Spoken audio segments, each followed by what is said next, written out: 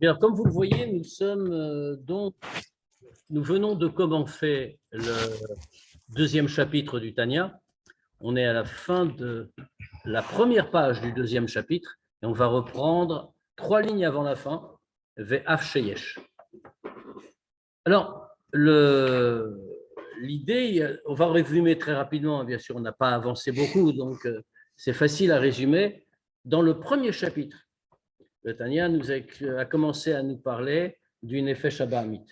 Il nous expliquait ce que c'était, le premier qui vient, etc., le premier qui vient dans le corps, etc., etc. Il nous a expliqué ce que c'était. Il nous a expliqué que toutes les choses grossières, tout l'attachement aux choses matérielles, et donc éventuellement des choses mauvaises, tout vient de ce Nefesh Abahamit.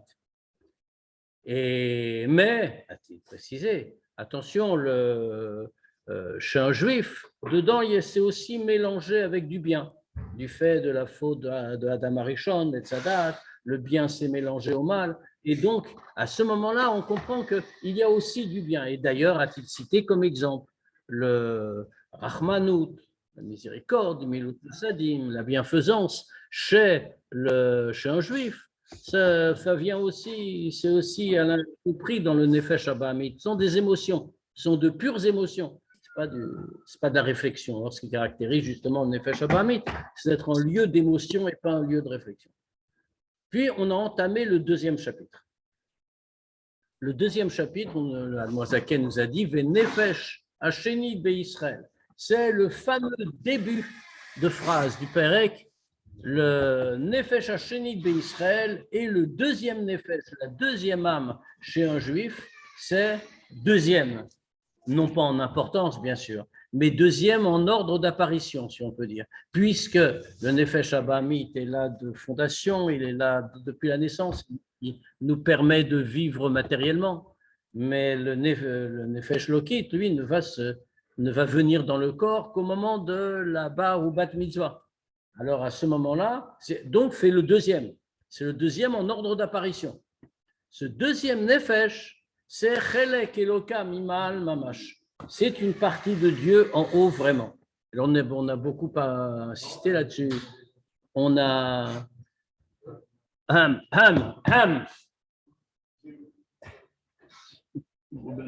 on a alors on a beaucoup développé l'idée, on a beaucoup insisté là-dessus. En expliquant à quel point c'est quelque chose qu'il faut prendre au sens strict.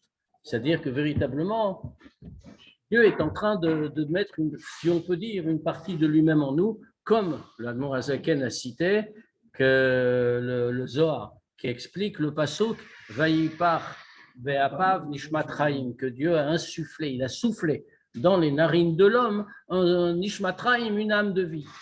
Qu'est-ce que ça veut dire? Que comme le Zohar dit, celui qui souffle fait sortir l'air du plus profond de lui.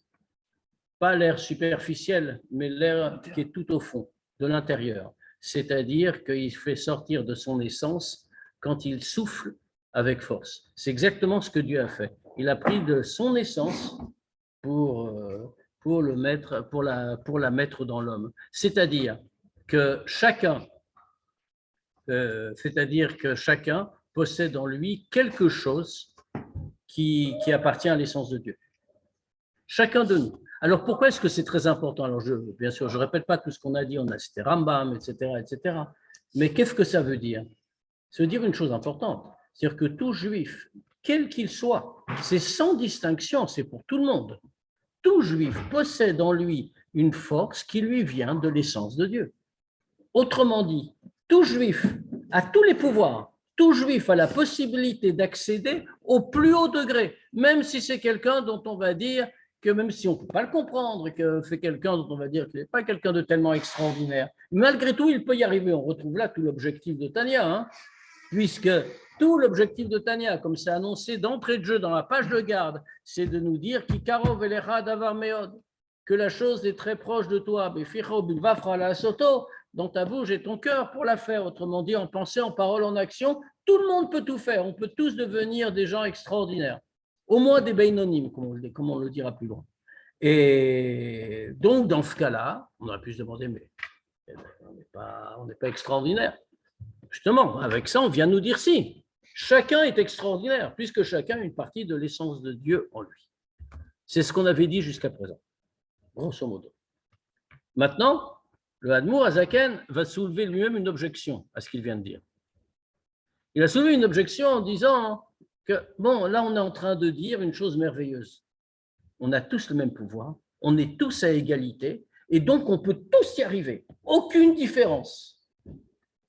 Alors, nous dit le Hadmour Azaken, 3 lignes avant la fin de la page.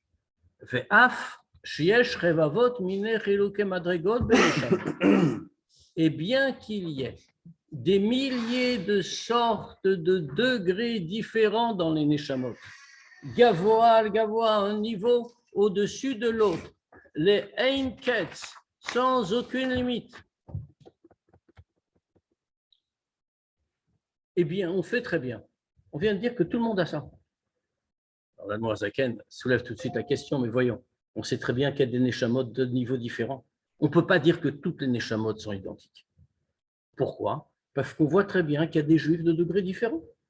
Il va nous donner tout de suite un exemple concret, bien sûr.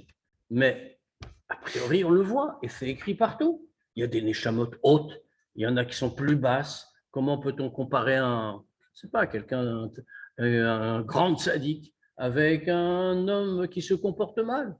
Ils n'ont pas le même degré. Comment peut-on donc dire qu'on est tous pareils, qu'on a tous la même essence? Comme par exemple, Godal Ma'alot Neshamot Avot ou Moshe Rabbeinu Alehem Hashalom. Comme par exemple, alors l'illustration est évidente, la grandeur des Neshamot des Avot, Avraham, Yitzhak et Yaakov, et de Moshe Rabbeinu, Al Neshamot Dorotenu Ele, par rapport aux Neshamot de nos générations, des Gvete Meshiche, qui sont au talon de Mashiach. Alors bien sûr, si on dit que tout le monde est pareil, on a tous l'essence de Dieu en nous. Dans ce cas-là, ça aboutit à dire qu'il n'y a aucune différence entre la Neshama de Moshe Rabbeinu, de Avraham Avinu, et notre Neshama, on est tous pareils au même degré. C'est un peu dur à dire malgré tout. Donc, l'Admour Zaken a bien sûr soulevé l'objection, parce qu'il voyait bien qu'on pourrait rétorquer ça. Comment on peut dire que toutes les Neshamot sont égales, qu'on vient tous de la même essence, que notre source, c'est l'essence de Dieu? Dans ce cas, il n'y a pas de différence. Or, il y en a clairement. Et particulièrement avec nos générations. Nos générations, comme on a dit, des Igve Meshiche, des talents de Mashiach. Alors, on a l'habitude de traduire, en général dans Chassidut, quand on parle de Igvete de Meshiche, des talents de Mashiach, on veut dire par là que c'est très proche de la vie de Mashiach, on est à ses talents.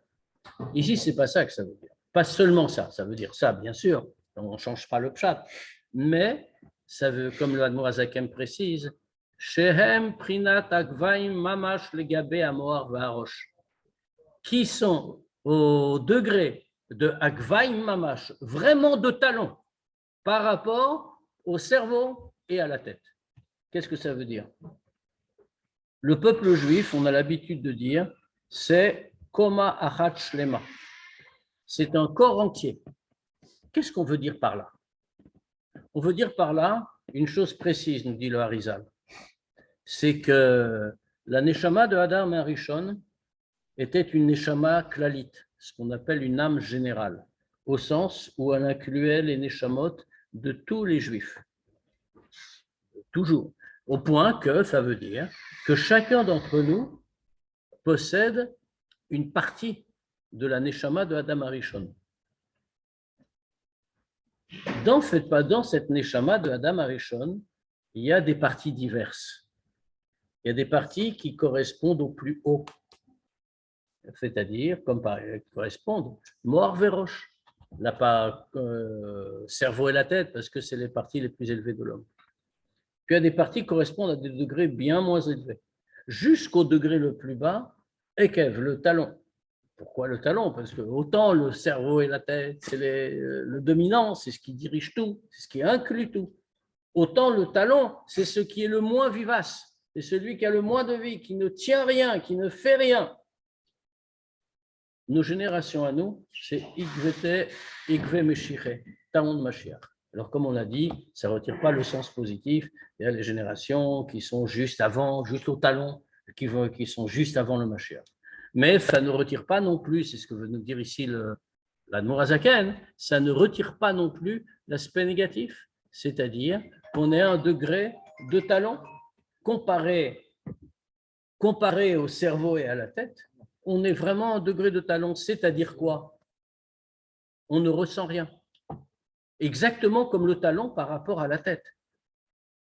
Alors, ça, c'est vrai historiquement, puisque là, l'exemple, l'illustration que l'Admor HaZaken nous a donné, c'est dans l'histoire. Il y a Moshe Rabbeinu, il y a les Havot, puis il y a nous.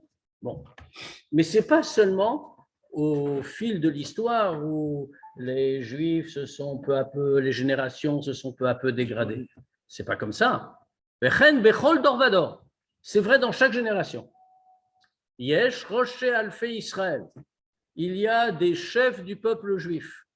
Chez Nishmoten, Hem Prinat Rosh Umoach, dont la Neshama est un degré de roche et de moach, de tête et de cerveau. Les Gabé Neshamot Amon ve Amearetz. Par rapport à la Neshama, des gens simples et des Amearetz, des ignorants. Ça veut dire que ce grand écart qu'on voit dans les Neshamot, entre celles de Moshe Rabbeinu, Avram Avinu et les nôtres, ça fait sur le temps, on la retrouve dans chaque temps, dans chaque génération. Il y a une infinie différence entre les Neshamot des grands de la génération. Alors, on ne parle pas des grands érudits forcément, bien sûr. On parle de niveau spirituel. Pourquoi? Parce que dans les Neshamot, il y a des différences spirituelles. On nous parle, par exemple, de Neshamot d'Atzilut, de Neshamot de Bria, Neshamot de Yetzira, Neshamot de Asya. Quelle est la différence? Toutes les Neshamot, ça ne contredit évidemment pas ce qu'on a dit avant. Toutes les Neshamot ont la même source. Toutes les Neshamot viennent directement de l'essence de Dieu. Maintenant, quand elles descendent le long de, si on peut dire, l'enchaînement des mondes. Seder Ishtalshalut. Et dans ce Seder Ishtalshalut, elles sont en train de traverser toute une série de contractions progressives. Et pour certaines, le fait de passer par ces mondes change quelque chose à Neshama, parce que malgré tout, même les grandes tzadikim qu'il y a dans chaque génération vivent aussi dans ce monde. Je veux dire, ils sont présents, ils sont là avec un corps, etc. C'est des hommes normaux, ce n'est pas des anges.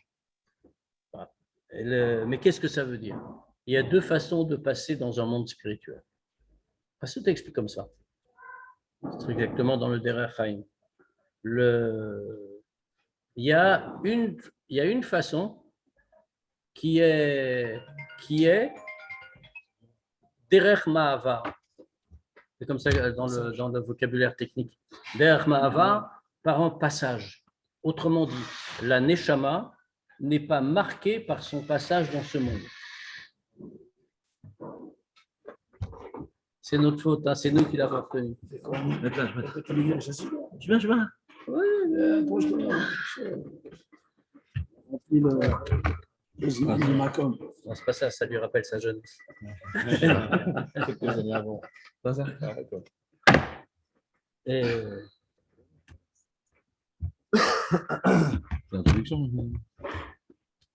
On vient de recommencer. Vous êtes au deuxième période. Et donc, les Neshamot en question, il y a deux façons de passage. Il y a cette façon dont on a parlé, Derer Ma'avar. Les Neshamot ne font que passer. C'est-à-dire qu'elles vont subir le passage dans les différents mondes, mais le passage dans les différents mondes ne va pas les marquer. C'est pour ça qu'on parle, par exemple, de Neshamot de Hatzilut. Qu'est-ce que veut dire Neshamot de Hatzilut? On était toutes ont la même source, on a dit. C'est l'essence de Dieu. Ça va les marquer positivement ou négativement?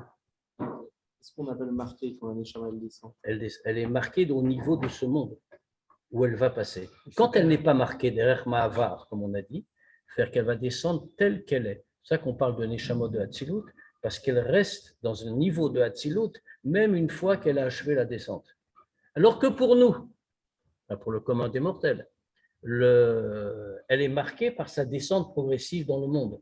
Elle va subir l'empreinte du monde où elle passe. Et donc, quand on va se retrouver en bas, on va être effectivement, comme on a dit, des neshamot, des igve meshire, qui sont les talents. Qu'est-ce que ça veut dire, si on le dit encore plus précisément? Ça veut dire très simplement que les neshamot les plus élevés, les neshamot de Hatzilut, par exemple, vont avoir un degré où elles pourront ressentir la divinité qui n'a rien à voir avec le nôtre.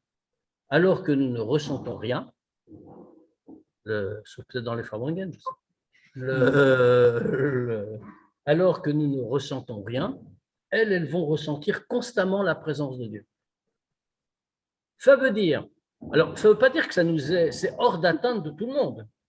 Ça signifie que pour une neshama, qui est une neshama générale, comme la plus commune, comme on a dit, de Hamon et Améharetz, du peuple et des ignorants.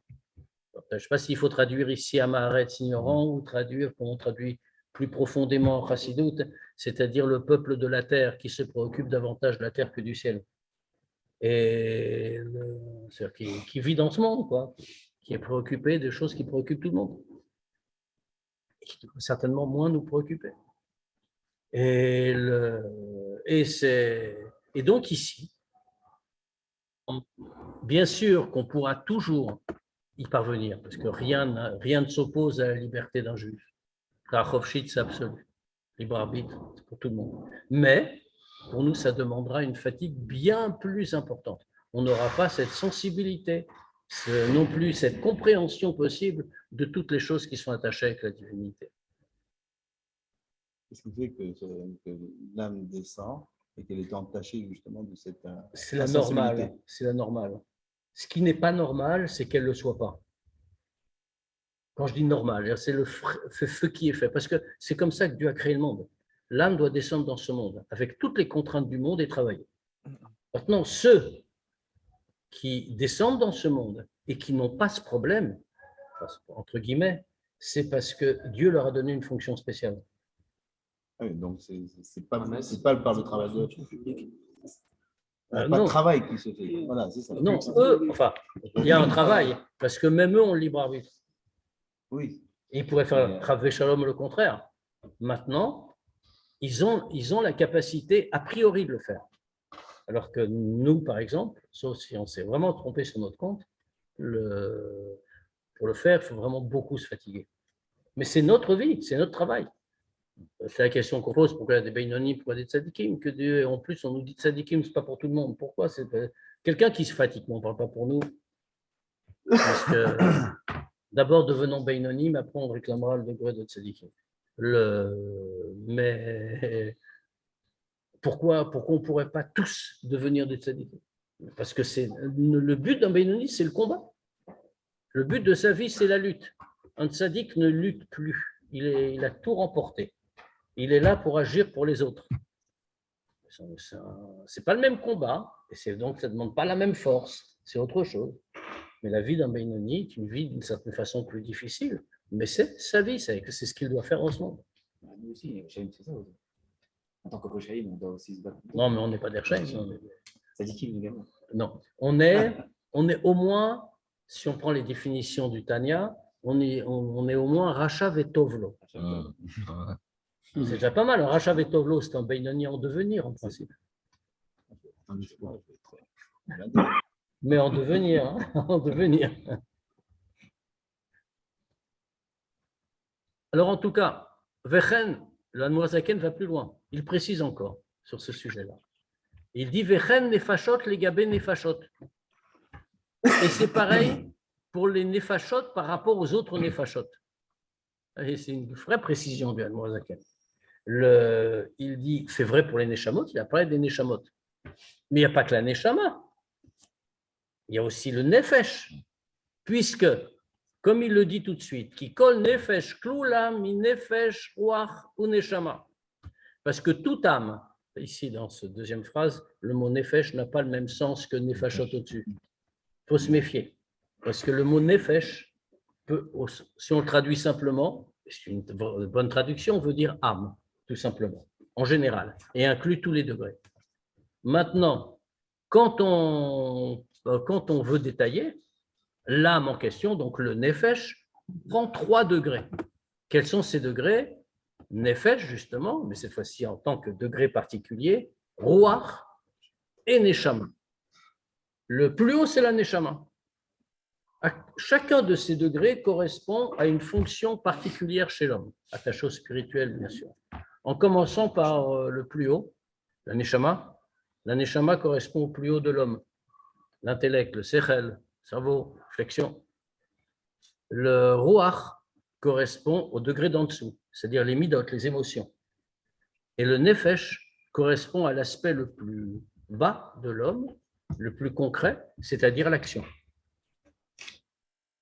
Alors on aurait pu se dire, ici l'Admorazaken nous fait une précision, il dit on vient de nous expliquer qu'il y a des Neshamot, que les Neshamot sont différentes, elles ne sont pas au même degré. Il y a les Neshamot, comme on vient de dire, des chefs du peuple juif, il y a les Neshamot des gens beaucoup plus simples. Ce n'est pas seulement les Nefashot, les Neshamot. Neshamot, on aurait pu dire, oui, on comprend qu'il y a une différence, parce que c'est le plus haut. Même Ruach, on aurait pu comprendre qu'il y a une différence par nature. Mais Nefesh, pourquoi une différence? C'est dans l'action. L'action concrète, tout le monde vit pareil. On est tous des êtres humains, les mitzvot sont concrètes, c'est tout pareil. Alors le Admorazaken dit non, non. La différence existe même entre les Nefashot, même au degré du Nefesh. C'est-à-dire même dans l'action concrète, l'action concrète de celui qui a une Neshama d'Atzilut n'est pas la même que l'action concrète de celui qui a une Neshama plus basse.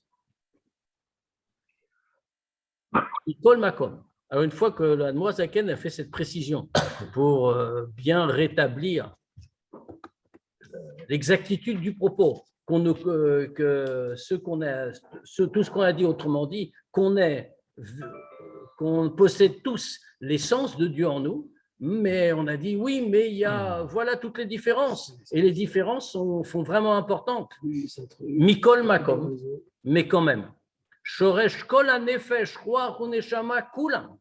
Mais malgré toutes ces différences réelles et profondes, la source de tout nefesh ruach uneshama, tous, mais rosh kol hamadregot, depuis le début le plus haut de tous les degrés, atsof kol dargin, jusqu'à la fin de tous les degrés, ameluvash beguf ameharet vekal shebekalim, même ce plus bas des degrés, qui est habillé dans le corps des ignorants et des kal shebekalim. Alors encore une fois, mais arrête, ce n'est pas seulement au sens simple d'ignorant, mais au sens d'homme grossier en réalité, plongé dans les choses du monde.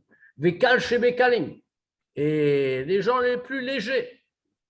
Nimshach, mimoach haelion, shei chochma ila kaviachol. Alors tout cela vient de toutes les façons, du même degré. Quelles que soient les différences de niveau.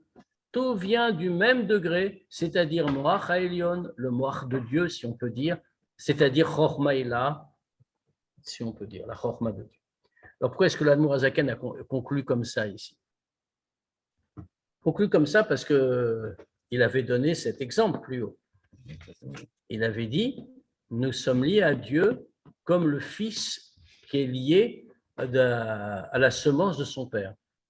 On avait dit la semence de son père, la semence avec laquelle l'enfant est né, la semence est venue du cerveau du père. Et donc, l'enfant a toujours un lien avec l'essence de son père. Et même après qu'il soit né, le lien ne s'interrompt pas. Il est toujours présent, toujours lié avec l'essence de son père. Alors ici, il me dit la même chose. Nous, juifs, nous sommes appelés les enfants de Dieu, Bani Matem Lashem Elokechem, Beni Prori Israël, Israël est mon premier-né. De la même manière, il avait donné très précisément l'exemple, de la même manière que la goutte vient du cerveau du père pour créer l'enfant, de la même manière, Dieu a créé le peuple juif, chaque juif. Ce qui veut dire que même après la naissance, même si nous sommes des entités séparées, apparemment autonomes, nous gardons le lien d'essence à essence. Même quand le fils n'a plus aucun rapport avec le père, malgré tout, ils sont liés. Et ils ne peuvent pas défaire ce lien, puisque c'est un lien d'essence. Et Et ici, il réutilise cet exemple pour aller encore plus loin. Kemachal ben, comme l'exemple du fils, Animshach mimoachav, qui vient du cerveau de son père. Shafilut siporne raglav, nitavo metipazu mamash, que même les ongles de ses pieds ont été créés par cette goutte. La goutte vient du cerveau. Donc, on aurait pu imaginer que cette goutte-là, la goutte de semence, a été suscitée par le cerveau. Elle ne vient pas. L'Admorazaken ne s'est pas trompé en physiologie. Ne veut pas dire que la semence est née dans le cerveau. Mais. Concept. Je ne sais pas ce que c'est un concept. Mais que le déclenchement de la volonté du Père, c'est ça qui a fait la goutte de semence. Donc, véritablement, elle est née dans le cerveau du Père. Or, on aurait pu penser que puisque le lien est avec le cerveau du Père, dans ce cas-là, il ne va pas créer des choses très basses. C'est très fin. L'origine est très fine. Donc, puisque l'origine est très fine, il va créer que les choses les plus fines chez l'enfant. Or, qu'est-ce qu'on voit? Il va créer bien sûr toutes les choses importantes et fines, mais il va créer aussi les choses les plus basses et les plus grossières, même des choses insensibles, comme les ongles. Même les ongles des pieds de l'enfant, c'est-à-dire ceux qui est vraiment le plus bas chez l'enfant, et bien même ça, c'est créé par la même goutte, de la même manière. Puisque c'est la création d'un juif est comparée à le rapport le fils et le père, et bien de la même manière, quand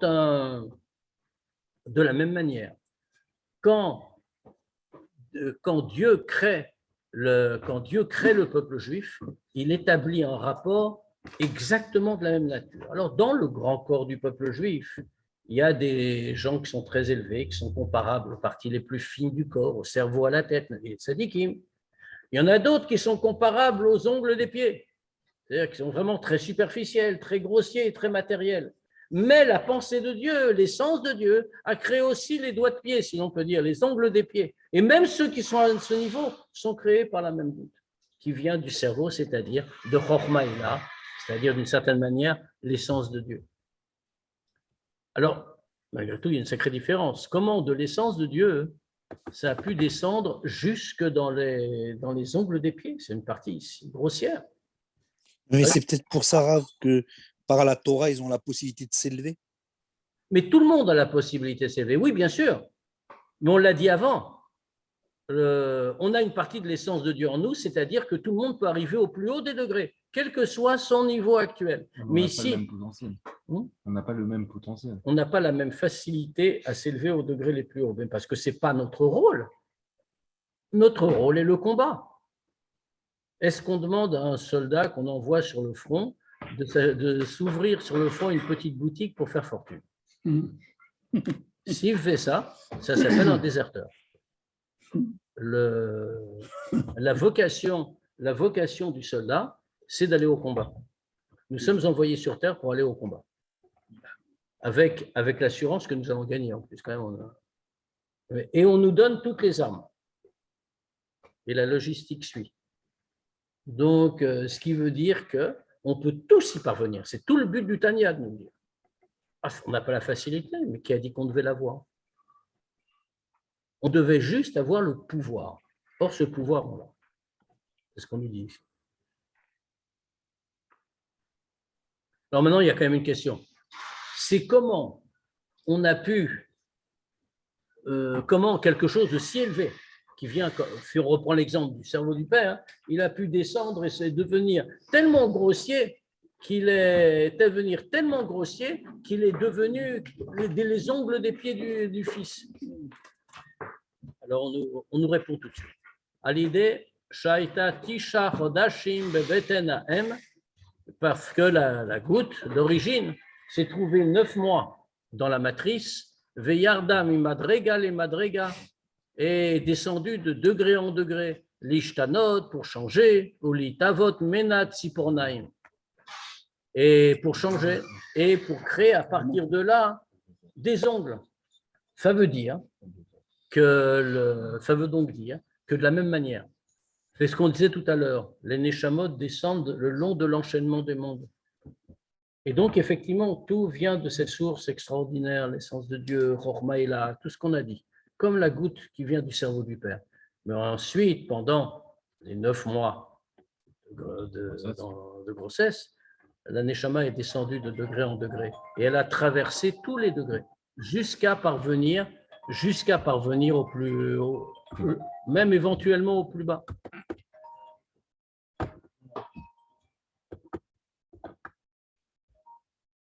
Du téléphone. C'est une chose horrible. Auparavant, à l'époque préhistorique du téléphone fixe, même quand il y a eu des belles sonneries, le rabbi disait qu'est-ce que c'est Torato Manuto en notre temps. Puisqu'il y a marqué Torato Manuto, il y a Rabbi Shimon Bar Yochai, toute sa vie était consacrée à la Torah, il ne faisait rien d'autre. Même il ne faisait pas forcément toutes les mitzvot quand il fallait, parce qu'il les accomplissait au travers de l'étude de la Torah. C'est un cas exceptionnel. Bon. Et alors le rabbi a dit, puisqu'on nous raconte ça, c'était toujours le grand message du rabbi, puisqu'on nous raconte ça, pourquoi est-ce qu'on devrait la voir aussi aujourd'hui? Sinon, la Torah ne nous raconte pas des histoires, des anecdotes. Elle nous dit des choses qui sont toutes des messages. Donc, ça devrait être aussi, mais il devrait avoir un message pour nous, mais Torah tout, Manuto, qu'est-ce que ça veut dire aujourd'hui? Et alors, le rabbi répond comme ça, Torah tout, Manuto, ça veut dire que si on est en train d'étudier et le téléphone sonne, on ne décroche pas. Et alors aujourd'hui, donc, quand le Yetzer Hara a entendu ça, certainement, j'imagine, hein, c'est moi, quand il a entendu ça, il a inventé le portable, parce qu'il a dit, on va enlever ça aussi. Et le pire, c'est que de temps en temps, ça marche.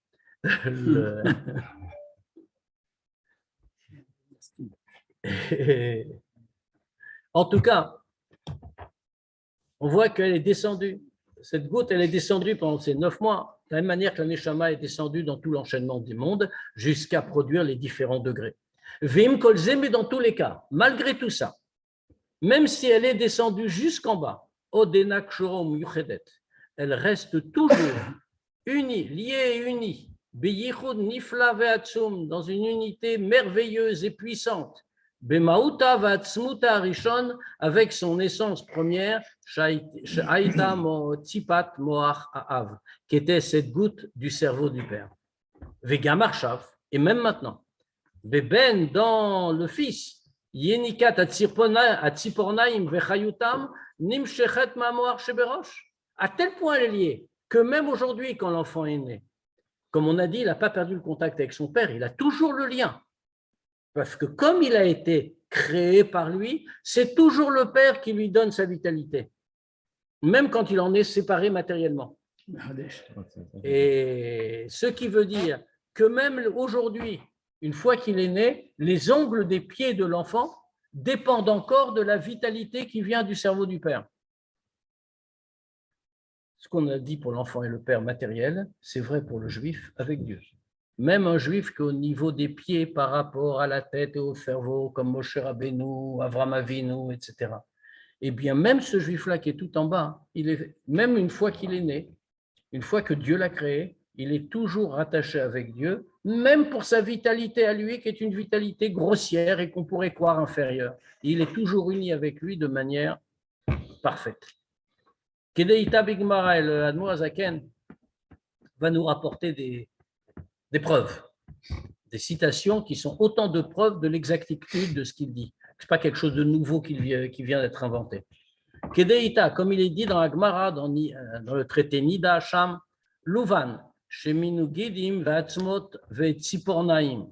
Comme c'est marqué là-bas, le Louvan, le blanc, la semence, Sheminu Gidim, que de là viennent Gidim, les nerfs, Atzmot, les flots, Vetzipornaim, et les ongles. Donc, on voit que même des choses superficielles viennent aussi du même endroit. Ou comme il est écrit dans Etzraim, Shah Hashmal, Besod Levushim, Shaladam Arishon Began Eden, que là-bas dans le Etzraim, Shah Hashmal, il explique au sens que le sod des vêtements de Adam Arishon dans le Gan Eden, c'était chez Ayou. Tzipornaim, Prinat, Moart, Vuna. Il le souligne aussi. C'est-à-dire que la Mouravaken a rapporté une preuve de la Gemara Nida, qui le dit clairement. Maintenant, il ne veut pas se contenter d'une preuve de la Gemara. Il veut nous rapporter aussi une preuve de Pnimut Torah, du profond de la Torah, donc ici du Etzraïm de la Kabbale, qui nous dit que les vêtements de Adam Arishon dans le Gan Eden étaient des... Alors, parce qu'il y a toute une discussion. Qu'est-ce qu'ils portaient? La Torah nous dit qu'ils étaient Arumim. Ça fait vraiment... Ils étaient comme ça? Oui, ils étaient comme ça. Mais les commentateurs viennent nous dire qu'ils avaient sur eux une pellicule faite d'ongles. Des écailles. Là-bas, ils disent des ongles. Hein. Le mot en hébreu, c'est ongle, c'est pas écaille. Surtout le corps. Oh, ça, je sais pas. Peut-être c'était lisse, comment tu sais que c'était des écailles? Et enfin, j'en sais rien, peut-être oui. Tu as vu des dessins. Et... En tout cas, hors les ongles, qu'est-ce que dit? Pourquoi est-ce que la Mazaken nous rapporte ça? Parce que là-bas, dans le Etzraïm, ils nous disent qu'ils étaient couverts donc d'une pellicule d'ongles, mi prinat moar dvuna, du degré de moar, de cerveau, dvuna, de bina. C'est-à-dire que aussi bien la Gemara que la Kabbalah nous expliquent que les ongles viennent aussi du cerveau du Père, c'est-à-dire pour nous de l'essence de Dieu. Vekacha mamash kaviachol, beshoresh kol hanefesh ruach uneshama shel klalut Israël.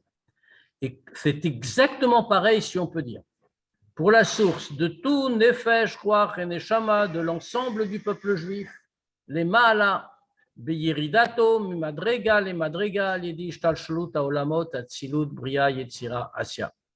Et ça, c'est exactement pareil pour tous les nefesh ruach neshama de tous les juifs en haut. Quand les Juifs sont descendus, quand ils descendent de degré en degré, par Ishtalshlut haolamot, par l'enchaînement des mondes, depuis le plus haut jusqu'au plus bas, depuis Atzilut, ensuite Bria, puis Yetzira, puis Asya. Bon, comme on connaît les quatre mondes, Atzilut, le monde où rien n'existe à part Dieu, Atzilut qui est le... Non, Atzilut est un nom qui veut dire quelque chose. De Dieu. Il y a plusieurs interprétations au mot Atzilut, mais ici, dans ce contexte, Atzilut, ça vient de Atzala, Neetzal. À l'ombre. Pardon? À l'ombre de Dieu. Non. Je sais pas, Etchel. Non, Tzal. Tzal, c'est ombre en hébreu. C'est pas Etzel.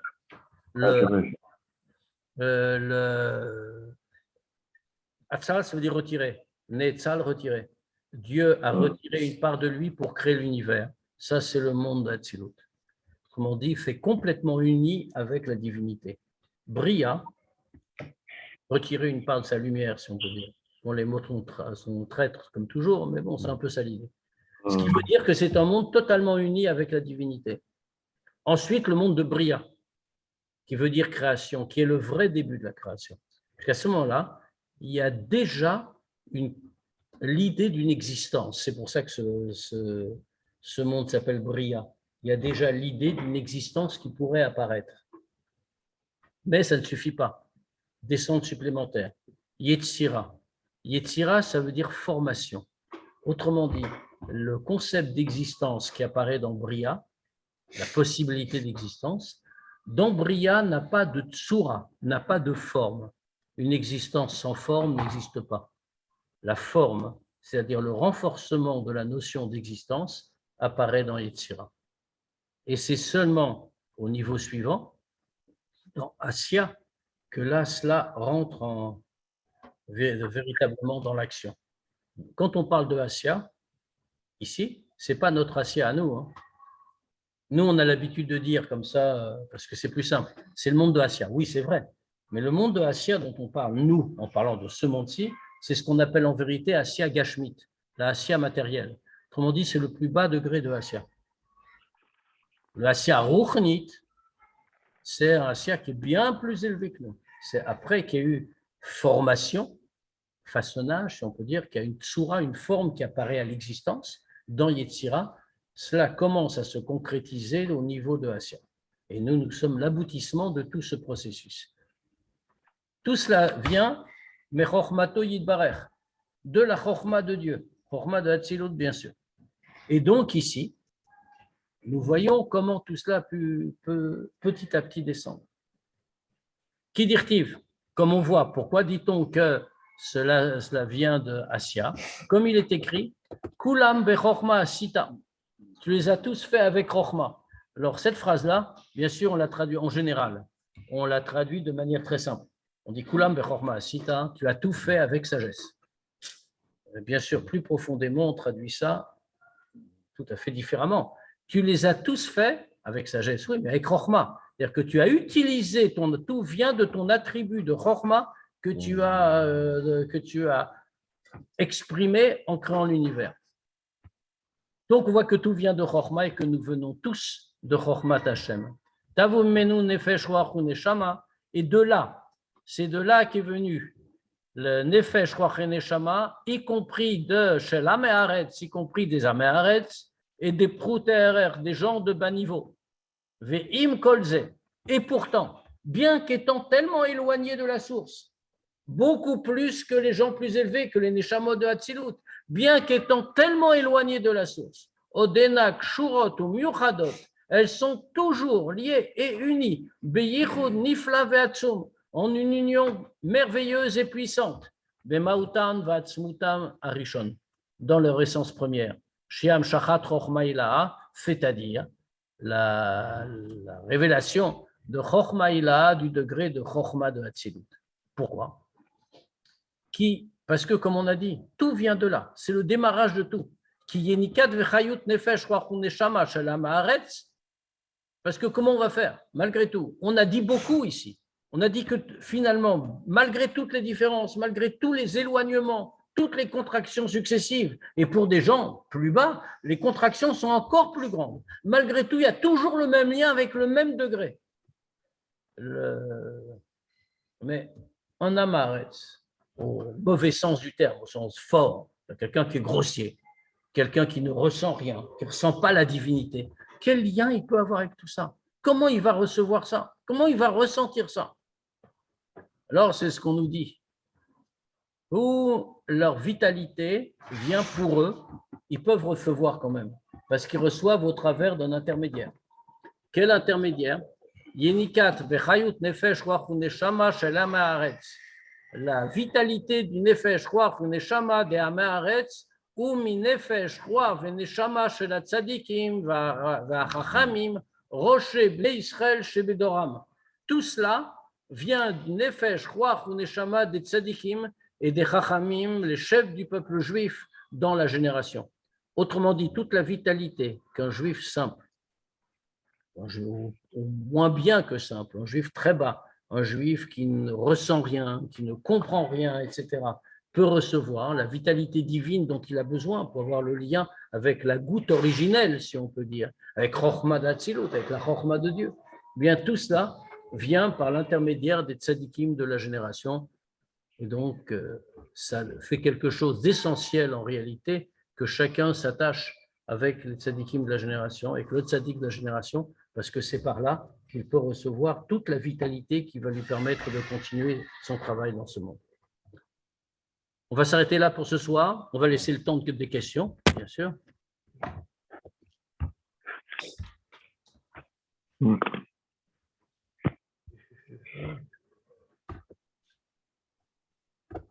S'il y a des questions, on peut y répondre.